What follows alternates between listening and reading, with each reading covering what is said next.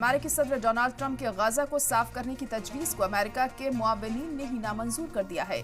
Trump ने मशवरा दिया था कि बड़ी तादाद में फलस्तीनियों को गाजा छोड़ देना चाहिए और उर्दन और मिस्र गैर मुस्तकिल तौर पर या फिर लंबे वक्त के लिए गाजा की बेघर आबादी को अपने यहाँ बसा सकते हैं। हालांकि उर्दन ने फलस्तीनियों की किसी भी जबरन नकले मकानी या इलाका खाली करवाने को सख्ती के साथ नामंजूर कर दिया है और कहा है कि वो टू स्टेट थ्योरी में यकीन रखते हैं। मिस्र ने भी इस प्लानिंग को पूरी तरह से नामंजूर कर दिया है और एक बयान में काहिरा की वजारत खारजा ने मिस्र के गाजा के लिए मुस्तकिल तौर पर हिमायत जाहिर की और कहा कि फलस्तीनी लोगों का अपनी जमीन पर रहने का पूरा हक है। अरब लीग ने भी फलस्तीनी लोगों को उनकी जमीन से उखाड़ने की कोशिशों के खिलाफ अमेरिका को वार्निंग दी और कहा कि इस तरह के कामों को सिर्फ नस्ल कुशी ही कहा जा सकता है। फलस्तीनी सदर महमूद अब्बास ने भी गाजा के लोगों को इलाके से बाहर बसाने के किसी भी मंसूबे की मसम्मत की। हमास के एक सीनियर अफसर ने भी ट्रंप के तबसरे को खारिज किया और उन्हें इसे हैरान करने वाला बताया। बेघर फिलिस्तीनियों ने भी ट्रंप की इस अपील को खारिज कर दिया है और मिस्र और उर्दन यहां के लोगों को अपने यहां बसाएगा।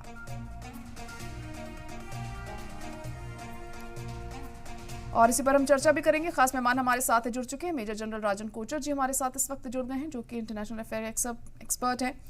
राजन कोचर जी, आप मौजूदा इन हालातों को किस तरह से देख रहे हैं? हालांकि जंगबंदी तो हो गई है, लेकिन उस तरीके से हालात बेहतर नहीं हो पा रहे हैं जैसे कि उम्मीद की जा रही थी।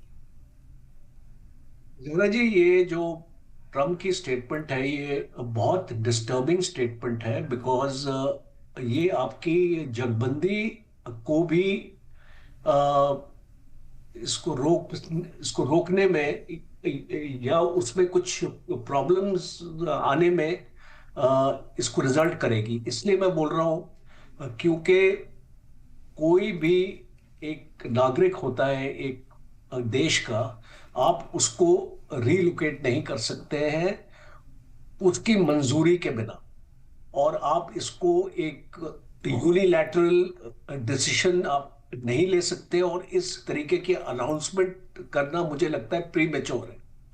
दूसरा, पुरानी अगर आप हिस्ट्री में भी चले जाएं, जब आपको याद होगा जॉर्डन में भी रेफ्यूजीज कैंप इसको लगाए गए थे, और उस टाइम पे भी पैलेस्टीनियन, जब वेस्ट बैंक का इशू हुआ था काफी साल पहले, तो उस टाइम भी पैलेस्टीनियंस जो जॉर्डन में गए थे उस टाइम पे काफी प्रॉब्लम्स जॉर्डन को आई थी, और जॉर्डन को कुछ सालों के बाद उनको वापस भेजना पड़ा।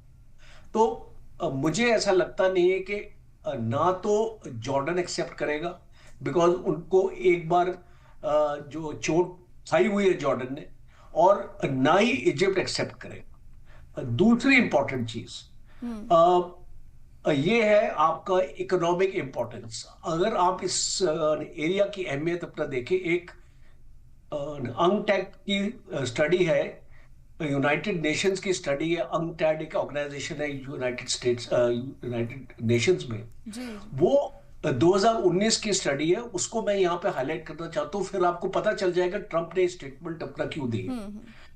ये जो मेडिटेरियन सी का एरिया है जो गजा के साथ लगता है, यहाँ पे ऑयल और नेचुरल गैस के बहुत रिसोर्सेज है, as a matter of untapped है, क्योंकि अभी तक किसी ने यहाँ पे ऑयल और नेचुरल गैस का एक्सप्लोरेशन नहीं किया, और इसको माना जाता है 1.7 बिलियन बैरल्स इतना ऑयल यहाँ पे मौजूद है इस बेसन में, इस एरिया में।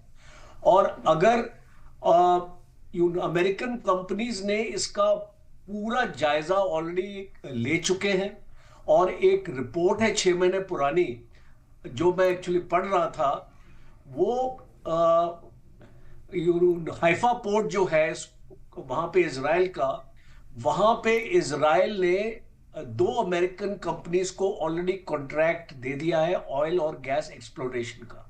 तो आप इसको समझ सकते हैं कि इस एरिया की अमेरिका के लिए कितनी अहमियत है, बिकॉज ये जो एक्सप्लोरेशन है ऑयल और नेचुरल गैस का, एक बार अगर आप इसको यहाँ के लोगों को रीलोकेट कर देंगे और उनको भेज देंगे यहाँ से, तो आपको पूरी छूट हो जाती है। इस एरिया को आप जिस तरीके से आप करना चाहते हैं। और लास्ट इंपॉर्टेंट चीज है कि आपने लोगों को भेज दिया बाहर जबरदस्ती सही, अगर आपने ये 22 लाख की पॉपुलेशन है, और इतना आसान नहीं है इनको रिलोकेट करना। पर आप एक सिनेरियो में इसको लेके चलता हूं कि आपने इनको भेज भी दिया बाहर, वापस क्या आप इनको आने देंगे फिर?